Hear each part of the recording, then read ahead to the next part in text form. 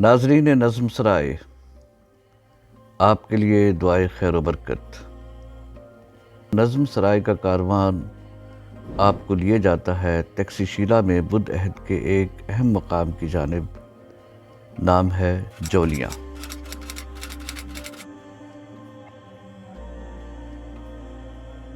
مقامی لوگوں کے مطابق اس جگہ کا نام جائے ولیاں ہے کہ یہاں پر ازمنۂ قدیم میں کچھ اولیاء رہتے رہے ہیں۔ بعض حضرات کی رائے میں یونانیوں کے دور حکومت میں جولین نامی کسی خاتون کے نام پر یہ جگہ جولیاں مشہور ہوئی۔ بہرحال جتنے منہ اتنی باتیں۔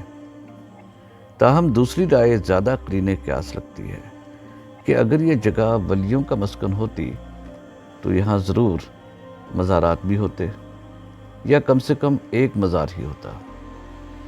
جولیاں بدھ عہد کی اہم واقعات میں سے ایک ہے۔ بنیادی طور پر یہ درس گاہ یعنی آج کے عہد کی یونیورسٹی تھی، دنیا میں قائم ہونے والی پہلی یونیورسٹی، جہاں ہندوستان بھر سے لوگ مروجہ علوم حاصل کرنے کے لیے آیا کرتے تھے۔ اردو کی معروف افسانہ نگار قرۃ العین حیدر نے اپنے ناول آگ کا دریا کے پہلے باب میں تکششیلا کی اس درس گاہ کا ذکر کیا ہے۔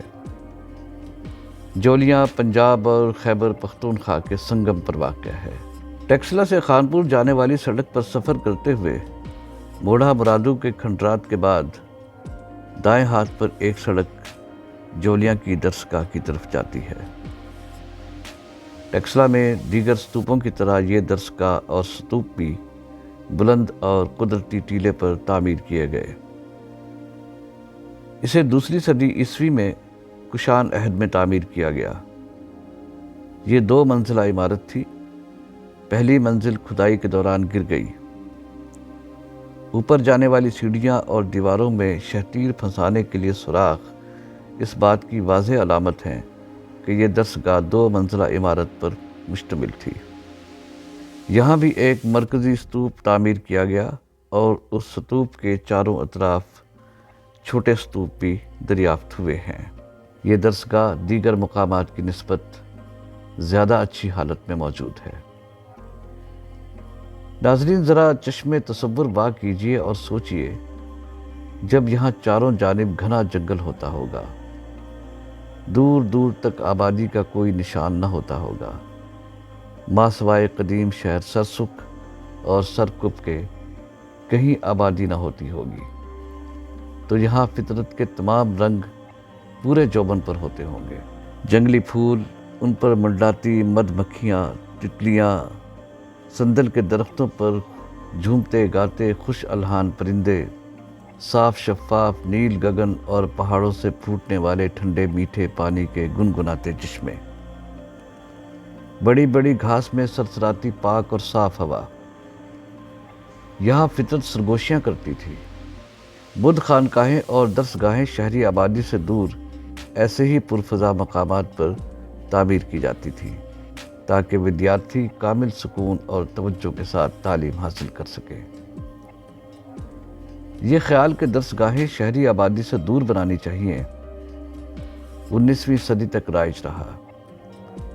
ہندوستان میں انگریزوں نے بھی تعلیمی مراکز شہر سے دور بنائے۔ آئیے ناظرین جولیاں کی سیر کرتے ہیں۔ یہ دیکھیے، یہ بدھ ودیارتھیوں کے رہنے کے چھوٹے چھوٹے کمرے ہیں۔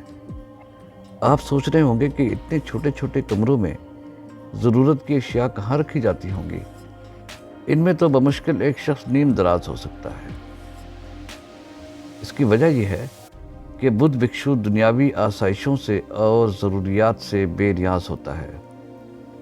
ایک گیروا لباس، پاؤں میں کھڑاؤں اور بھیک مانگنے کا کشکول بدھ ودیارتھی کا کل اثاثہ ہے۔ ضرورت کی زیادہ اشیاء ان کے پاس ہوتی ہی نہیں تھی۔ بدھ طالب علم پر لازم ہے کہ وہ بال نہیں بڑھائے گا، سر سے گنجا ہوگا، اس لیے تیل کنگھی کی ضرورت ہی نہیں ہے۔ بدھ طالب علم کو جسمانی زیبائش کی بھی اجازت نہیں ہے۔ یہ چھوٹے چھوٹے کابک نما کمرے تپسیا کے لیے بہت موزوں ہوا کرتے ہیں۔ بدھ ودیارتھی کو سونے کی بھی بہت کم اجازت ہے۔ اس کا زیادہ وقت غور و فکر میں اور تپسیا میں گزرتا ہے۔ بڑے کمرے آسائش کا تصور پیدا کرتے ہیں، اور آسائش حاصل کرنا تو بدھ فلسفہ کی نفی ہے۔ ناظرین، دیواروں پر بدھا کی مورتیاں سجائی گئی تھیں۔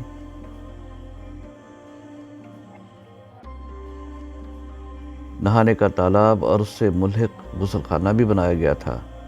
اسمبلی ہال، گودام، باورچی خانہ اور کھانے کا کمرہ بھی موجود ہے۔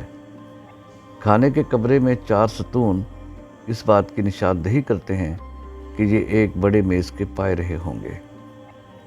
بدھ ودیارتھی اس کے گرد بیٹھ کر بھوجن کیا کرتے ہوں گے۔ اور یہ دیکھیے، یہ بڑا پتیلا یا دیگ رکھنے کا پتھر ہے، اور دیوار کے ایک پتھر میں سوراخ کر کے بڑا چمچہ یا کڑچھا رکھنے کی جگہ بنائی گئی تھی۔ برتن دھونے کے لیے الگ کمرہ تھا، اور پانی کی نکاسی ایک نالی کے ذریعے کی گئی تھی۔ جولیا سے ملنے والی بہت سی مورتیوں کو پاکستان کے مختلف عجائب گھروں، خاص طور پر ٹیکسلا کے عجائب گھر میں رکھا گیا ہے۔ جولیا میں ایک ایسی مورتی بھی موجود ہے جس کی ناف میں انگلی ڈال کر بدھ بھکشو منتیں مانگا کرتے تھے۔ آج بھی مشرق بعید سے آنے والے بدھ یاتری جولیاں ضرور آتے ہیں، اور یہاں بدھا کی اس مورتی کی ناف میں انگلی ڈال کر عبادت کیا کرتے ہیں، منتیں مانگتے ہیں اور بیماریوں سے شفا یابی کی دعائیں کرتے ہیں۔ ناظرین نظم سرائے، ہمیں امید ہے کہ ٹیکسلا کے کھنڈرات سے متعلق ہماری عکس بندیاں آپ کو پسند آ رہی ہوں گی۔ اگر صاحبان و صاحبات ٹیکسلا میں بدھ عہد کی باقیات دیکھنے کا ارادہ رکھتے ہوں تو ہم سے رابطہ کیجیے۔ ہم انتہائی مناسب معاوضے پر آپ کو اہم جگہیں دکھائیں گے۔ یوں تو ٹیکسلا کو کھوجنے کے لیے 2 یا 3 دن چاہیے، تاہم مرکزی جگہیں گرمیوں کے 1 دن میں دیکھی جا سکتی ہیں۔ دوپہر کا کھانا اور چائے بھی نظم سرائے کے منتظمین مہیا کریں گے۔ ٹیکسلا سے متعلق تمام تاریخی معلومات بھی بہم پہنچائی جائیں گی۔ معاوضہ حسب ذیل ہے: 3000 روپے فی کس 1 دن کے لیے، 8000 روپے فی کس 2 دن کے لیے، 12000 روپے فی کس 3 دن کے لیے۔ ٹیکسلا کی حدود میں سفری سہولیات ہم مہیا کریں گے۔ آپ صرف ٹیکسلا تک رسائی حاصل کریں گے۔ اگر آپ رات کے قیام کا خود بندوبست کریں گے تو ہر دن کا معاوضہ 3000 فی دن اور فی کس کے حساب سے ہوگا۔ 50% معاوضہ پیشگی ادا کرنا ہوگا، اور 50% رقم ٹیکسلا آمد پر ادا کرنا واجب ہوگی۔ ناظرین، ہمارے اس چینل کو سبسکرائب ضرور کیجیے۔